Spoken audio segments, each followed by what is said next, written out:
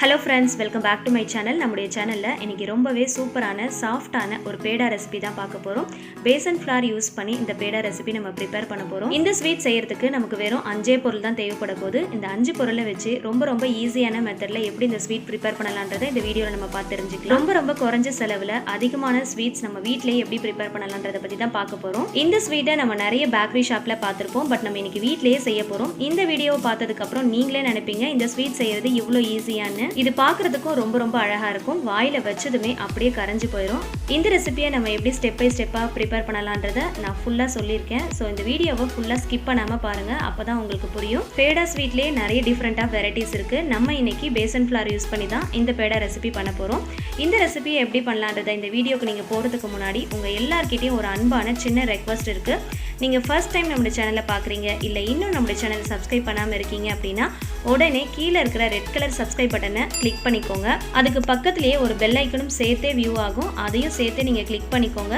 அப்பதான் நாங்க அப்டேட் பண்ற ஒவ்வொரு டிஃப்ரெண்டான ரெசிபிஸோட நோட்டிஃபிகேஷன் உங்களுக்கு கரெக்டா வரும். ஸோ நீங்களும் மிஸ் பண்ணாம பார்க்கலாம். ஸோ இந்த ரெசிபியை எப்படி செய்யலான்றதை இந்த வீடியோ மூலமா தெரிஞ்சுக்கலாம் வாங்க.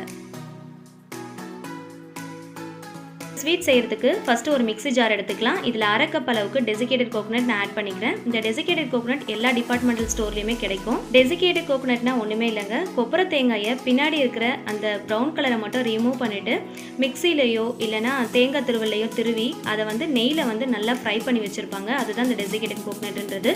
இதை நீங்கள் ஷாப்பில் வாங்கலாம் இல்லைனா நீங்கள் வீட்லேயே கூட ப்ரிப்பேர் பண்ணிக்கலாம். நான் ஷாப்பில் தான் வாங்கினேன். இப்போ இது கூடவே நான் 3/4 கப் அளவுக்கு சுகர் ஆட் பண்ணுறேன். சப்போஸ் நீங்கள் இனிப்பு அதிகமாக சாப்பிட்ற ஆளாக இருந்தீங்க அப்படின்னா நீங்கள் 1 கப் கூட ஆட் பண்ணிக்கலாம்.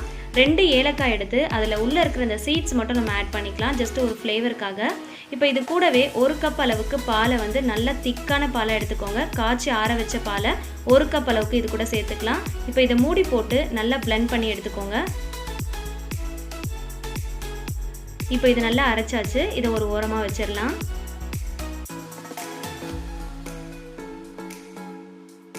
இப்போ ஒரு பேன் ஹீட் பண்ணிக்கோங்க. அதில் 2 ஸ்பூன் அளவுக்கு நெய் சேர்த்துக்கலாம்.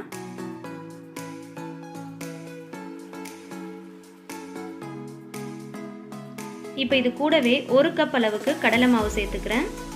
இப்போது இந்த கடலை மாவு நல்லா வாசனை போகிற அளவுக்கு நம்ம லைட்டாக ஃப்ரை பண்ணி எடுத்துக்க போகிறோம். அப்போ தான் இந்த ஸ்வீட் நம்ம செய்யும் போது அந்த கடலை மாவுடைய அந்த ஃப்ளேவர் இல்லாமல் இருக்கும், பச்சை வாசனை இல்லாமல் இருக்கும். ஸோ அதனால் பச்சை வாசனை போகிறதுக்காண்டி தான் நம்ம இந்த மாதிரி லைட்டாக ஃப்ரை பண்ணிக்கிறோம். இதை ஃப்ரை பண்ணதுக்கப்புறமா நல்லா ஆற வச்சுருங்க. ஆற வச்சதுக்கப்புறமா இந்த மாதிரி நல்லா சலிச்சு எடுத்துக்கலாம். அப்போ தான் நம்ம மிக்ஸ் பண்ணுறப்போ கட்டிகள் இல்லாமல் இருக்கும். அதுக்காக தான் நம்ம இந்த மாதிரி சலிச்சு எடுத்துக்கிறோம். நம்ம சலிக்காமல் அப்படியே சேர்த்தோம் அப்படின்னா நம்ம நெய்யில் ஃப்ரை பண்ணியிருக்கிறதுனால கட்டியாக இருக்கும். ஸோ அதனால் நல்லா சலிச்சு எடுத்துக்கலாம்.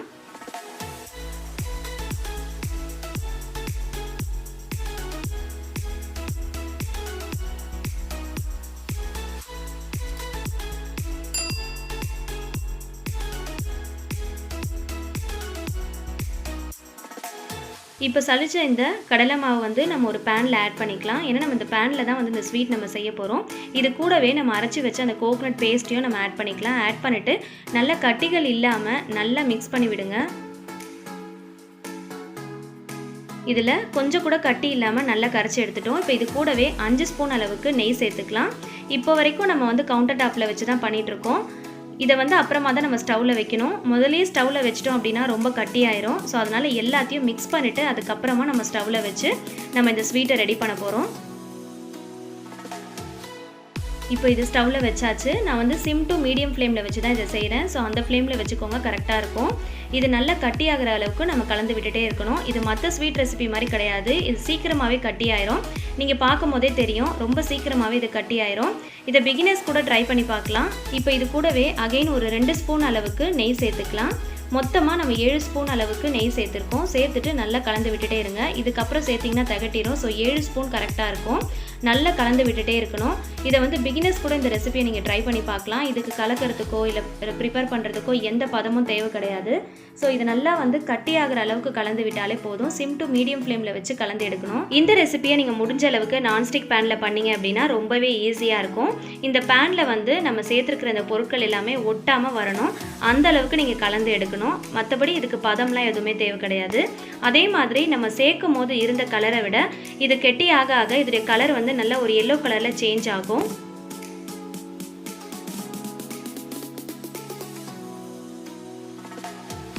இப்போ பார்த்தீங்கனாலே தெரியும் நல்லா வந்து கெட்டியாக இருக்குது. அதே மாதிரி கலரும் வந்து நல்ல ஒரு எல்லோ கலரில் சேஞ்ச் ஆகிருக்கு.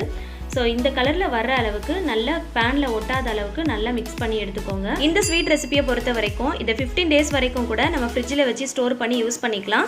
நம்ம டெசிகேட்டட் கோகனட் இதில் ஆட் பண்ணுறதுனால வெளியில் வச்சா கெட்டு போயிடும். ஸோ அதனால் ஃப்ரிட்ஜில் வந்து நீங்கள் 15 days வரைக்கும் கூட வச்சு யூஸ் பண்ணிக்கலாம். ரொம்பவே நல்லாயிருக்கும். அவ்வளோதான். இப்போ ஸ்டவ் ஆஃப் பண்ணிடலாம். இப்போ இதை வந்து உங்கள் கையில் எடுத்து நீங்கள் உருண்டை பிடிச்சி பார்த்தீங்க அப்படின்னா கையில் ஒட்டாமல் வரணும். இந்த அளவுக்கு நீங்கள் வந்து மிக்ஸ் பண்ணி எடுத்தாலே போதும். சிம் டு மீடியம் ஃப்ளேமில் வச்சு பண்ணுங்கள், அப்போ தான் கரெக்டாக இருக்கும். இப்போ இதை வந்து ஓரளவுக்கு ஆற விட்டுறலாம். இப்போ இது வந்து ஓரளவுக்கு ஆறிடுச்சு. ரொம்ப ஆறிடக்கூடாது. ஓரளவுக்கு வந்து லைட் ஹீட்டில் இருந்தால் தான் உங்களுக்கு உருண்டை பிடிக்கிறதுக்கு கரெக்டாக இருக்கும். அப்போ தான் நம்ம எந்த ஷேப்பில் பண்ணுறோமோ அந்த ஷேப்பில் கரெக்டாக வரும். இப்போ வந்து கொஞ்சம் நெய்யை வந்து கையில் அப்ளை பண்ணிவிட்டு இதை ஃபுல்லாத்தையும் ஒரு தடவை நல்லா பெரட்டி நல்லா அழுத்தி நல்லா பிசைஞ்சு விட்டுக்கோங்க.